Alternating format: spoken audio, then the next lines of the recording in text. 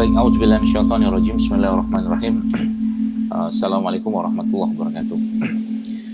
Alhamdulillah wassalatu wassalamu ala Rasulillah wa ala alihi washabbihi wa mawala asyhadu an la ilaha illallah wahdahu la syarika lahu wa asyhadu anna Muhammadan abduhu wa rasulun nabiyya ba'da.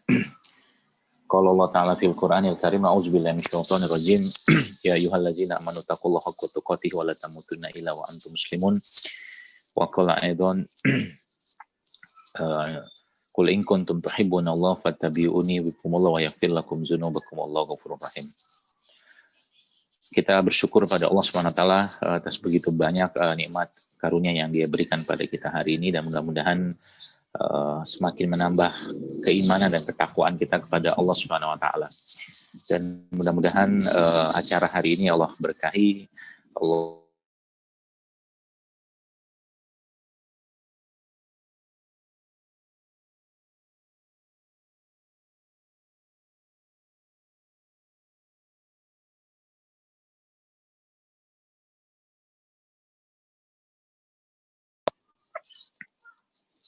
khususnya bersama perkumpulan Bekam Indonesia, yang mana saat ini kita memang berjuang ya, menjadikan Bekam ini lebih baik lagi ke depan, baik secara keilmiahannya ataupun pastinya secara kesohihan pengobatan ini.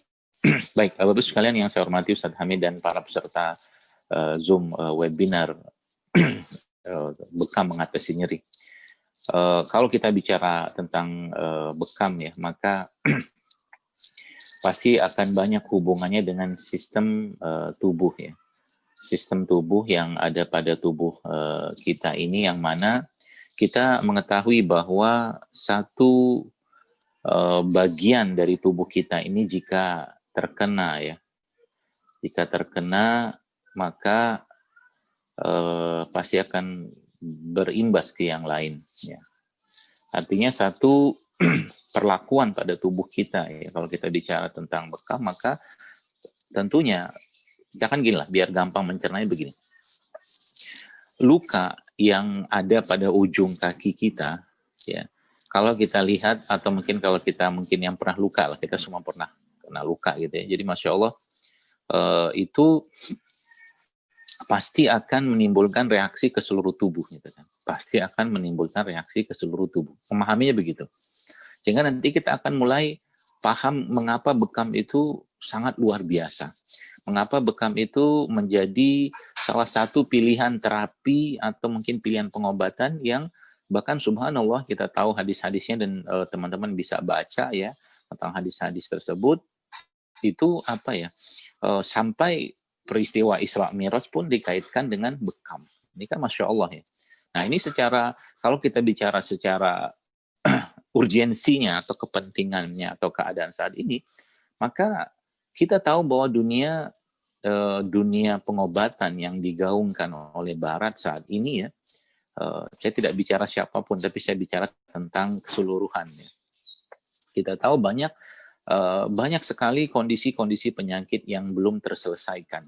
Ya, belum terselesaikan dan bahkan tidak terselesaikan. Maka lagi-lagi kalau kita bicara sebagai umat Islam, solusinya adalah kembali kepada Al-Quran dan Sunnah itu sendiri. Ya. Solusinya adalah kembali kepada Al-Quran dan Sunnah itu sendiri. Jadi dengan kita kembali kepada Al-Quran atau Sunnah, ada dua hal yang kita akan pasti dapatkan. Yang pertama, keberkahan, dapat pahala. Yang kedua, pastinya kebaikan dari apa yang kita kerjakan tersebut, khususnya mengenai bekam. Jadi, kalau kita bicara tentang urgensi bekam secara sunnah ini, maka kita tahu sekarang begitu banyak ya olahraga seperti mungkin berenang, berkuda, atau memanah sekarang yang mulai sebulan mungkin naik daun ya. Maka ini juga saatnya kita menaikkan bekam ini menjadi salah satu katakanlah bentuk pengobatan sunnah ya, yang diajarkan atau mungkin disampaikan oleh baginda Nabi SAW. Jadi peran kita semua Bapak-Ibu sekalian itu menjadi salah satu lah wasilahnya untuk menyampaikan ini. Karena kemarin saya Masya Allah juga baru mengadakan Zoom dengan pengurus masjid ya, DKM Masjid seluruh Indonesia itu di situ disampaikan atau ada yang bertanya, ini kenapa ini tidak tersiarkan gitu kan. Jadi saya sampaikan memang karena kita nggak mensiarkannya, karena kita nggak menciarkannya, karena kita nggak banyak menyampaikan tentang ini gitu kan. Dan teman-teman yang berkecimpung dalam dunia kesehatan, misalkan ya teman-teman medis juga belum terlalu banyak. Tapi Masya Allah kita lihat sekarang hari ini berkumpul ya, ya ibarat kata mah punggawa-punggawanya lah ya, saya bagian kecilnya aja saja. Ada Dr. Wahyudi Widada, ada Ustadz Katur, ada Dr. Hanik ya Masya Allah, dan pembicara yang lain. Jadi Masya Allah Bapak sekalian, jadi inilah saatnya kita menggaung-gaungkan atau lebih menciarkan lagi bekam ini. Nah, kembali ke konsep bagaimana bekam itu bekerja, atau mungkin sesuai dengan topik saya hari ini, bekam untuk nyeri gitu kan, atau mungkin urgensi bekam sunnah untuk nyeri. Jadi sebelum kita memahami itu Bapak Ibu sekalian, kita harus pahami dulu bahwa sistem tubuh kita itu kompleks sekali ya. Sangat kompleks, sehingga apa yang terjadi di tadi saya katakan di ujung katakanlah bagian tubuh kita, misalkan kaki, itu subhanallah Masya Allah juga bisa ya apa tuh namanya berakibat seluruh tubuh. Jadi katakanlah luka di ujung kaki, maka demamnya itu bisa ke seluruh badan. Ya, luka di ujung kaki, demamnya bisa ke seluruh badan. Jadi setiap bagian dari sel-sel tubuh kita itu mereka berkomunikasi. Nah, ini ada komunikasi humoral, seluler, segala macam lah.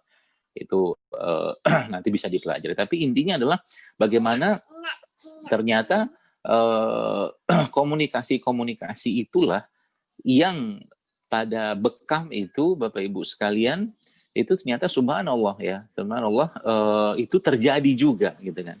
Bagaimana komunikasi-komunikasi dalam tubuh kita itu terjadi saat bekam. Loh kok bisa? Kita tahu bahwa bekam ya terjadi atau mungkin dilakukan pada permukaan kulit. Kulit juga merupakan alat komunikasi badan, tanda kutip. Alat komunikasi itu maksudnya ketika ada luka, ketika ada panas di kulit, maka sensornya kan bekerja, memberikan respon atau mungkin memberikan informasi ke bagian sekitar situ dan memberikan informasi ke bagian pusat, yaitu otak. Nah, pada saat bekam ya, atau pada bekam juga hal itu sebenarnya terjadi juga Bapak sekalian ya. Jadi kalau teman-teman membayangkan ya, atau mungkin ada orang yang terkena penyakit yang kalau dia menyelam itu ya, dekompresi sindrom. Nah, itu kan biasanya Bapak Ibu sekalian, penyakit dekompresi atau bukan penyakit lah, katakanlah keadaan dekompresi sindrom itu kan menyebabkan orangnya nyeri, sakit segala macam. Itu biasanya, bukan biasanya, setahu saya pengobatannya itu dimasukkan ke dalam chamber ya, dimasukkan ke dalam ruangan yang beroksigen tinggi ya, beroksigen tinggi.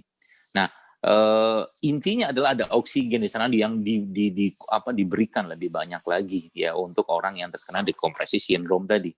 Nah, sekarang kita kembali ke bekam ya. Pada bekam sebenarnya dari apa yang saya baca dan saya pahami ya, jadi Masya Allah ada jalur-jalur ya, jalur-jalur sebelah dalam hal ini mungkin nyeri yang dihambat oleh bekam tadi, sehingga bekam memiliki efek anti nyeri. Nah, gini memahaminya, teman-teman.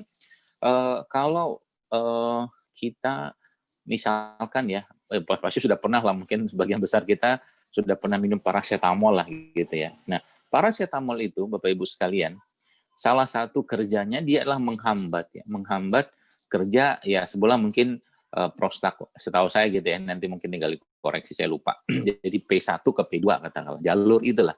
Nah, kalau P1 berubah menjadi P2 itu nanti muncullah nyeri ya, muncullah nyeri. Nah, oleh paracetamol ini yang merupakan salah satu anti nyeri ya, NSAID kita mengenalnya sebagai non steroid anti-inflammatory drug gitu ya, itu jalur itu dihambat atau jalur itu di cut ya di tengahnya, atau mungkin ya di perjalanan lah gitu kan, sehingga proses nyeri itu tidak terjadi gitu kan, proses nyeri itu tidak terjadi ya. Nah, apa tuh namanya, sehingga kita tidak merasakan nyeri dalam waktu cepat, apalagi dengan dosis yang sangat kuat gitu kan, atau mungkin ya rata-rata kita minumkan 500 mg. Nah, proses proses penghentian jalur seperti itulah ya, proses atau mungkin ya tadi di cut gitu kan, jalur seperti itu yang sebenarnya juga terjadi pada bekam ya, sebenarnya terjadi pada bekam.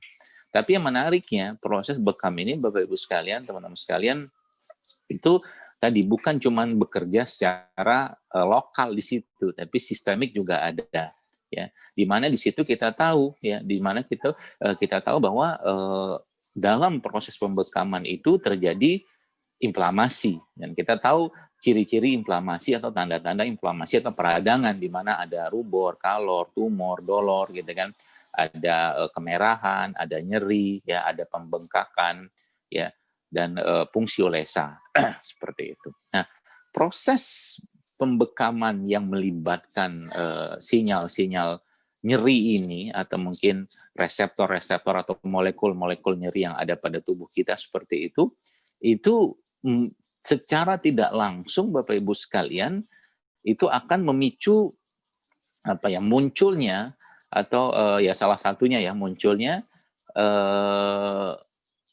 endogen antioksidan, ya, endogen antioksidan. Ini kenapa di screen ada yang itu ya? Ini panitia, ya, baik.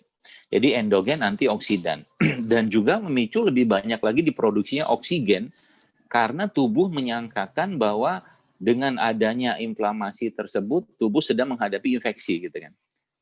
Jadi ketika muncul peradangan di daerah kulit tadi Bapak Ibu sekalian, maka otomatis tubuh akan menganggap itu sebagai suatu peradangan atau infeksi. Nah, kalau infeksi maka semua lini dipakai oleh badan kita. Ya, oksigen akan diperkuat atau diperbanyak lagi, ya, kita mengasup oksigen lebih banyak lagi. Kemudian dari sisi inflamasi lokal, sel-sel imun yang ada pada sekitaran tempat pembekaman itu. Ini banyak yang salah pencet sepertinya nih, Ustadz Hamid. Malah start screen sharing.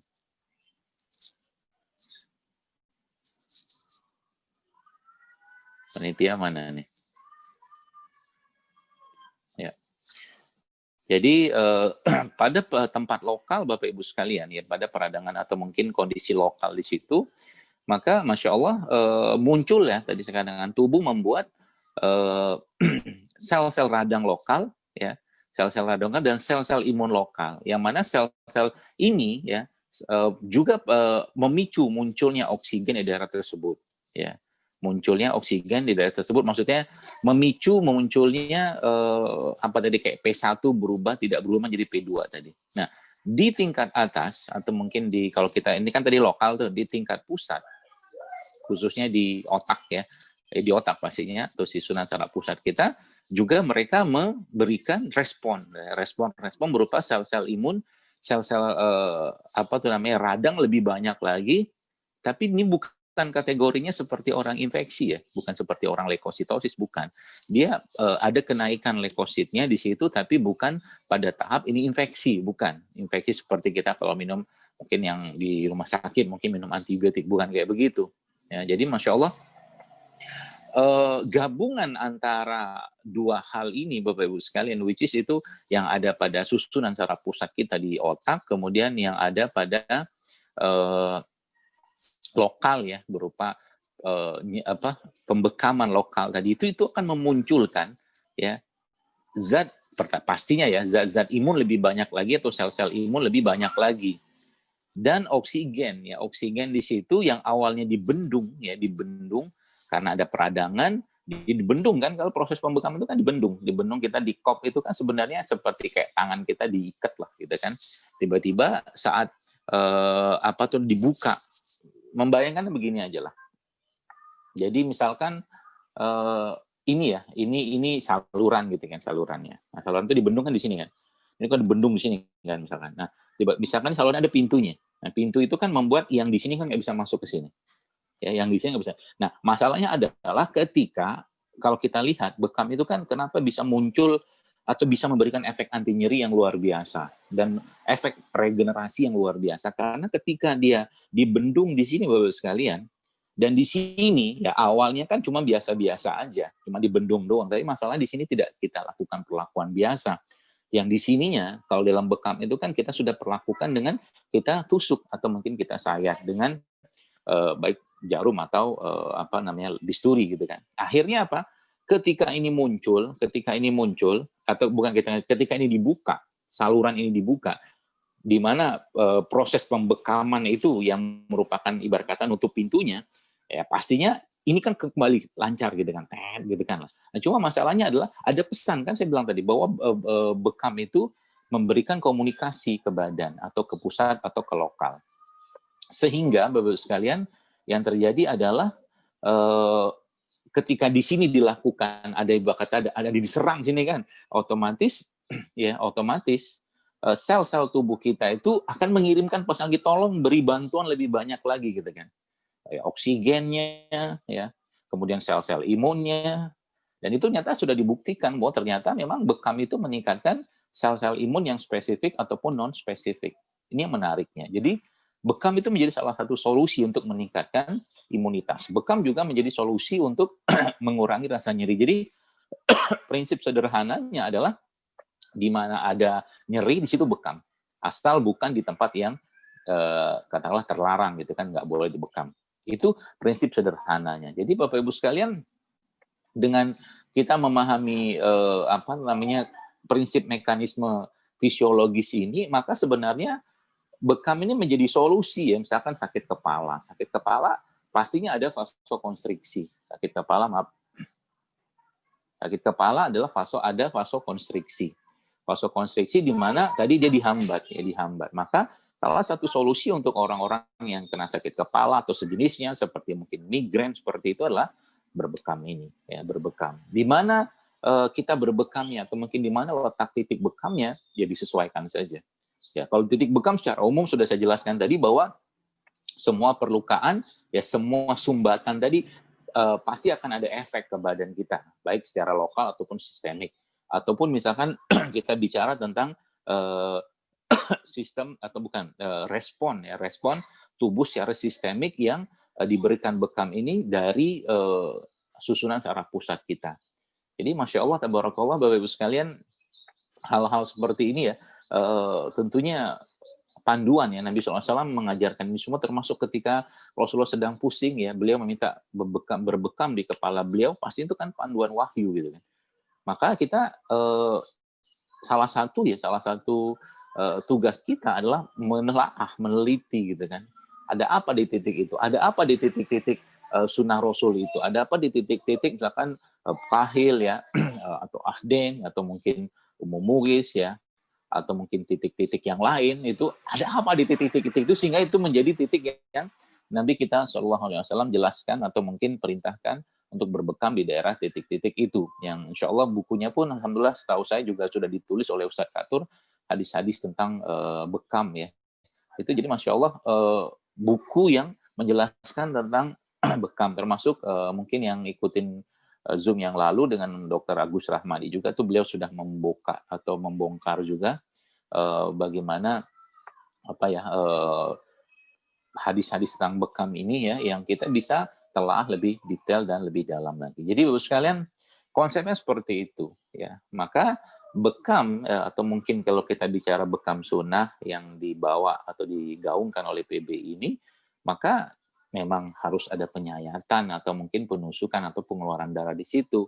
Karena reaksi inflamasi yang kita harapkan terkontrol dari proses pembekaman itu yang nanti insya Allah pembicara lain yang pasti lebih detail menjelaskannya itu akan kita pahami mengapa harus ada perlukaan, mengapa dibendung, apa yang terjadi dan kenapa di kulit. Ini kan kulit sudah kita tahu dia salah satu media informasi, dia menyimpan sebenarnya ya, menyimpan data di situ untuk disampaikan ke seluruh badan. Jadi ketika cuaca dingin maka kulit memberikan respon ya untuk apa? Untuk pembuluh darah kita menyempit ya. Ya, vasodilatasi untuk memberikan lebih banyak lagi oksigen dan panas ke badan ya, misalkan seperti itulah. Jadi kurang lebih mungkin saya kira mungkin seperti itu karena waktu saya juga nggak lama, cuman 30 menit. Insya Allah nanti akan ada pembicara-pembicara yang lain akan lebih banyak lagi menyampaikan ini semua, dan habis ini juga saya ada Zoom lagi yang lain, jadi bagi-bagi tugas. Mungkin demikian dulu Ustadz Hamid yang bisa saya sampaikan. Ada waktu sedikit, mungkin kalau ada yang mau bertanya saya persilahkan sebelum jam 8 ya, insya Allah. Demikian, Assalamualaikum warahmatullahi wabarakatuh. Waalaikumsalam warahmatullahi wabarakatuh. Masya Allah. Jazakallah khair, Dr.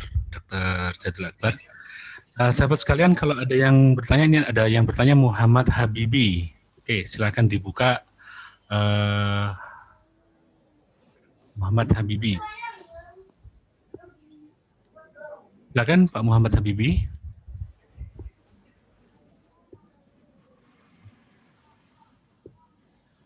Pak Habibi. Halo. Halo, Assalamualaikum warahmatullahi wabarakatuh. Pak Hamid, terima kasih banyak waktunya. Ustadz, saya ingin bertanya, bagaimana bekam dengan, apakah bisa mengatasi vertigo? Nah, itu mohon penjelasannya, Ustadz. Vitiligo ya? Ya, penyakit kulit kalau nggak salah. Itu karena ada keluarga yang mengalami itu dan saya belum mendapatkan ilmunya secara jelas untuk bekam terhadap vertigo sendiri. Oke, sampun Ustaz. Baik. Terima kasih banyak. Baik, bismillahirrahmanirrahim. Saya tidak bisa menjawab secara sempurna, nanti mungkin bisa ditambahkan dengan pembicara yang lain. Tapi kalau secara mekanismenya dan secara cara kerja bekam, ya kita tahu ya bahwa ketika muncul penyakit, ya penyakit itu muncul karena ketidakseimbangan di tubuh kita, ya. Ketidakseimbangan inilah sebenarnya kalau kita menggunakan konsep pembekaman ini yang diseimbangkan oleh bekam ini. Jadi kalau ditanya apakah vitiligo, saya juga belum pernah membekam ya pasien vitiligo. Mungkin nanti bisa ditanya ke yang lebih banyak kasus-kasusnya. Tapi secara mekanisme insya Allah bisa. Namun yang tidak kalah pentingnya adalah bagaimana memberikan herbal ya, untuk kasus-kasus vitiligo ya. Setahu saya dulu pernah saya posting juga, seingat saya di Instagram itu tentang terapi atau herbal buat vitiligo. Nanti mungkin bisa dibaca di sana insya Allah. Seperti itu, Ustaz.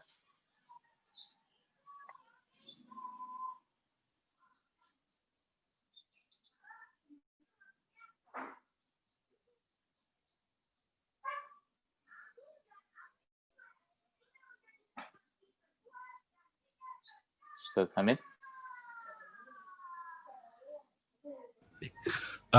Pak Agus Budi, silakan kami berikan kepada Pak Agus Budi. Oke, Pak Agus Budi tidak merespon. Yang pertanyaan kedua saya alihkan kepada Muhammad Rizky. Muhammad Rizky, mohon diaktifkan mikrofonnya.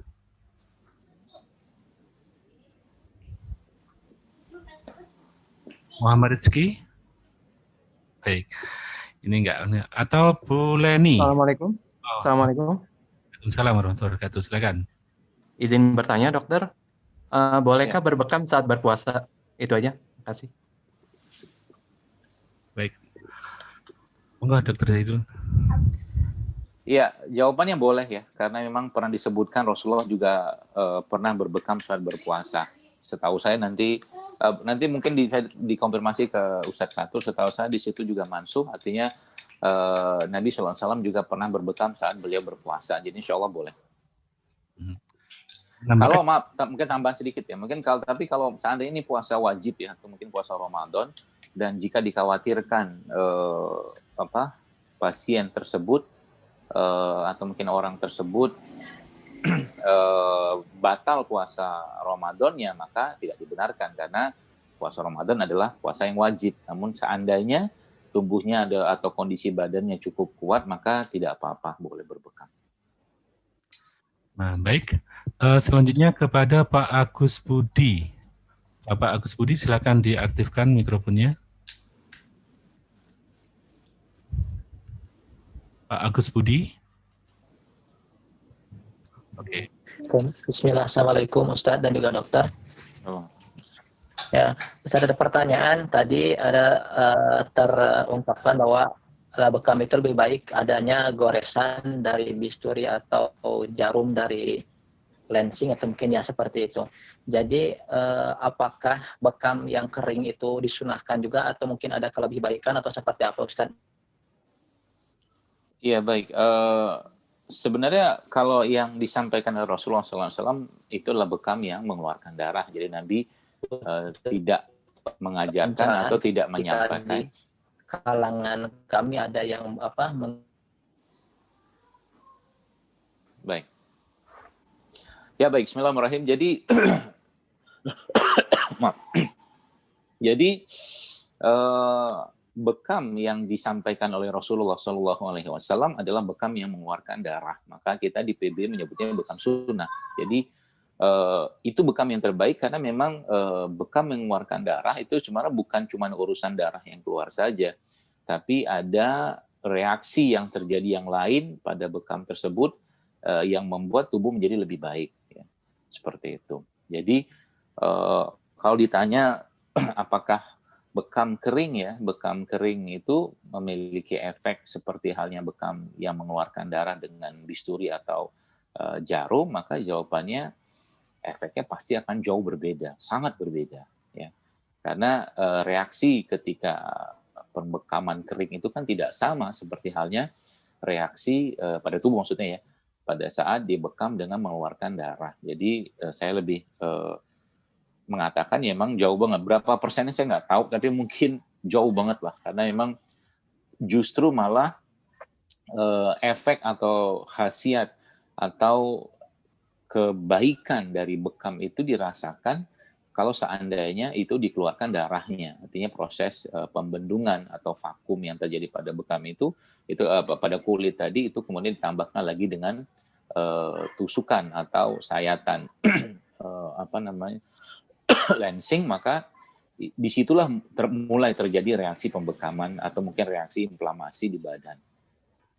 Apakah ada manfaatnya katakanlah reaksi yang didapatkan ketika bekam kering? Pastinya ada ya, pastinya ada. Cuman tidak akan sedahsyat bekam basah gitu kan. Seperti itu mungkin Allah alam. Baik, Dr. Jadil, ini Masya Allah sudah jam 8. Jazakallah khair atas kesempatan waktunya yang harus berbagi dengan teman-teman yang Masya Allah, yang mudah-mudahan suara antum juga masih hadir ke Surabaya lagi. Insya Allah. Kemudian nanti bisa bikin tablik akbar lagi nanti bekam di masjid di sana insya Allah. Insya Allah. Baik, dokter, mungkin ada closing statement yang ingin disampaikan pada sahabat kita di kali ini, silakan. Baik, bismillahirrahmanirrahim. Teman-teman sekalian, jamaah kajian atau seminar Zoom online. Islam itu adalah sebuah bangunan peradaban yang sangat besar ya. Jadi kalau kita membayangkan bangunan peradaban, maka ada lantainya, ada atapnya, ada temboknya, dan ada bagian-bagian lain. Maka Islam ini akan tetap besar, tetap jaya dengan atau tanpa kita. Namun sangat disayangkan kalau saat ini kita tidak mengambil peran dalam peradaban Islam tadi. Dan salah satu peradaban Islam adalah peradaban tentang kesehatan. Di mana kita tahu bahwa banyak sekali ilmuwan-ilmuwan Muslim ya yang hidup zaman dulu yang mereka mencatat prestasi-prestasi yang luar biasa. Termasuk Bapak bedah seperti Zahrawi yang sampai sekarang ada ratusan alat-alat bedah yang menjadi merupakan buatan beliau rahimahullah yang akhirnya dipakai hingga zaman sekarang. Pesan saya sebenarnya simpel saja. Dalam bidang kesehatan Bapak Ibu sekalian, maka bekam ini menjadi salah satu jargon atau mungkin simbol kita juga untuk mengembalikan kesehatan kepada petunjuk Al-Quran dan Sunnah Rasulullah SAW. Maka ambil peran itu. Ya, peran di mana peran kita yang kita bisa ambil ibarat seperti bangunan peradaban itu, Anda bisa mengambil peran, mungkin saya mengambil peran jadi batu batanya atau mungkin jadi lantainya atau mungkin jadi atapnya, apapun ambil peran itu. Bagi Anda yang punya kompetensi untuk meneliti, ayo teliti bekam ini. Bersama PBI kita syiarkan lebih banyak lagi, kita akan sampaikan kepada Kementerian Kesehatan untuk menjadikan bekam ini menjadi salah satu terapi yang bisa kita andalkan. Nah, bagi Anda yang mungkin mampu katakanlah menulis, meneliti, menyampaikan tentang bekam ini di tempat Anda, baik di akademis atau mungkin di rumah sakit atau mungkin di masjid ya, maka ambil peran itu Bapak sekalian. Sayang sekali kalau seandainya Islam yang sekarang sudah mulai merangkak naik ini, ya kita terbukti dengan berbagai macam olahraga mungkin salah satunya kajian-kajian keislaman juga sangat banyak sekarang sudah mulai bertumbuh di mana-mana, dan bekam juga mungkin kalau 20-30 tahun lalu kita nggak banyak kenal tentang bekam, tapi sekarang Masya Allah hari ini banyak para pembicara-pembicara yang mereka adalah orang-orang akademisi. Maka ambil peran itu, jangan sampai cuma sekedar jadi penonton saja. Ya minimal kalau seandainya kita nggak bisa berbuat apapun, yuk jadilah pembekam untuk keluarga Anda di rumah. Belajar bekam untuk membekam suami, istri. Syiarkan sunnah ini, syiarkan bekam ini, dan insya Allah PBI akan memfasilitasi itu semua ya semampu kami dengan segala kelebihan, kekurangan kami pastinya untuk menjadikan bekam ini bisa lebih layak lagi ke depan insya Allah. Demikian mungkin Ustaz Hamid, barakallahu fikum. Mohon maaf atas segala kekurangan dan kesalahan dari saya hari ini, segala kebaikan dan kebenaran dari Allah Subhanahu wa taala, kekurangan dan kelemahan dari saya pribadi. Terima kasih, semoga berkah dan Allah ridhoi acara ini sehingga bekam lebih baik lagi nanti ke depan insyaallah. Assalamualaikum warahmatullahi wabarakatuh. Waalaikumsalam warahmatullahi wabarakatuh.